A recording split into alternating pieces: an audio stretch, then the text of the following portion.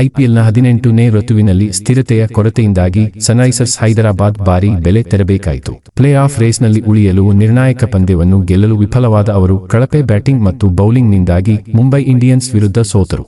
ವಾಂಖೆಡೆ ಕ್ರೀಡಾಂಗಣದ ನಿಧಾನಗತಿಯ ಪಿಚ್ನಲ್ಲಿ ಮುಂಬೈ ಬೌಲರ್ಗಳನ್ನು ಹಿಂದಿಕ್ಕಲು ಸನ್ರೈಸರ್ಸ್ನ ಸ್ಟಾರ್ ಆಟಗಾರರು ಕೈ ಎತ್ತಿದರು. ಆರಂಭಿಕ ಆಟಗಾರ ಅಭಿಷೇಕ್ ಶರ್ಮಾ 40 ರನ್ ಮತ್ತು ಹೆನ್ರಿಕ್ ಕ್ಲಾಸೆನ್ 37 ರನ್ ಗಳಿಸಿ ತಮ್ಮ ಸ್ಕೋರ್ ಅನ್ನು ಉಳಿಸಿಕೊಳ್ಳುವಲ್ಲಿ ಯಶಸ್ವಿಯಾದರು. ಅನಿಕೇತ್ ಶರ್ಮಾ ಮತ್ತು ಪ್ಯಾಟ್ ಕಮಿನ್ಸ್ ಸ್ವಲ್ಪ ಪ್ರತಿಭೆಯನ್ನು ತೋರಿಸಿದ್ದರಿಂದ ಸ್ಕೋರ್ ಕೊನೆಯಲ್ಲಿ ಸ್ವಲ್ಪ ಹೆಚ್ಚಾಯಿತು. ಆದರೆ ಉಳಿದ ಬ್ಯಾಟ್ಸ್ಮನ್ಗಳು ಸಂಪೂರ್ಣವಾಗಿ ವಿಫಲರಾದ ಕಾರಣ ತಂಡವು ಕೇವಲ 162 ರನ್ಗಳನ್ನು ಮಾತ್ರ ಗಳಿಸಿತು. 163 ರನ್ಗಳ ಗುರಿಯನ್ನು ಬೆನ್ನಟ್ಟಿದ ಮುಂಬೈ ಇಂಡಿಯನ್ಸ್ ಬ್ಯಾಟ್ಸ್ಮನ್ಗಳು ಉತ್ತಮ ಇನ್ನಿಂಗ್ಸ್ ಮೂಲಕ ತಂಡವನ್ನು ಗೆಲುವಿನತ್ತ ಕೊಂಡೊಯ್ದರು. Will Jacks 36 run, Hardik Pandya 21 run ಮತ್ತು ಸೂರ್ಯಕುಮಾರ್ ಯಾದವ್ 26 ರನ್ ಗಳಿಸಿ ಆಕ್ರಮಣಕಾರಿಯಾಗಿ ಆಡಿದರು.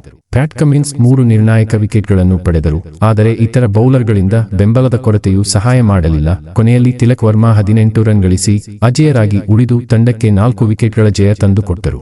ಒಟ್ಟಾರೆಯಾಗಿ ಸನ್ರೈಸರ್ಸ್ ಹೈದರಾಬಾದ್ ಇನ್ನೂ 15 ರಿಂದ 20 ರನ್ ಗಳಿಸಿದ್ದರೆ ಪಂದ್ಯದ ಫಲಿತಾಂಶವೇ ಬೇರೆಯಾಗುತ್ತಿತ್ತು. ಮಧ್ಯಮ ಓವರ್ಗಳಲ್ಲಿ ಬ್ಯಾಟ್ಸ್ಮನ್ಗಳ ಕಳಪೆ ಪ್ರದರ್ಶನ ಹಾಗೂ ಮೊದಲ 10 ಓವರ್ಗಳಲ್ಲಿ ಬೌಲಿಂಗ್ ದಾಳಿಯು ಸನ್ರೈಸರ್ಸ್ ಸೋಲಿಗೆ ಕಾರಣವಾಗಿತ್ತು. ಅದಾದ ನಂತರ ಬೌಲಿಂಗ್ ಚೇತರಿಸಿಕೊಂಡರೂ ಪಂದ್ಯ ಈಗಾಗಲೇ ಮುಂಬೈ ಕೈಯಲ್ಲಿತ್ತು. ಈ ಸೋಲಿನಿಂದ ಪ್ಲೇ ಆಫ್ ನಿರೀಕ್ಷೆಗಳು ಜಟಿಲಗೊಂಡವು ಮತ್ತು ಮುಂಬೈ ಇಂಡಿಯನ್ಸ್ ಪಾಯಿಂಟ್ಸ್ ಪಟ್ಟಿಯಲ್ಲಿ 7ನೇ ಸ್ಥಾನದಲ್ಲಿದೆ.